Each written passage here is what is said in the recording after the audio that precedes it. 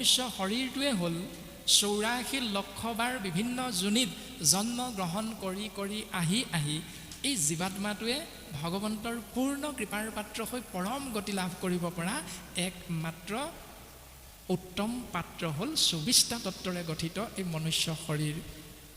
ইয়াৰ দ্বাৰাই জীৱাত্মাই মুক্তি লাভ কৰিব পাৰে আৰু ইয়াৰ দ্বাৰাই জীৱাত্মাই নৰকলৈ যাব পাৰে।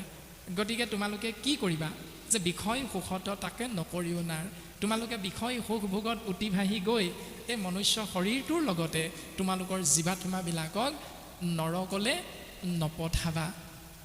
মনত ৰাখিবা পুত্ৰসকল, অসুকৰৰো আছে বিষয়ৰ ভোগজত,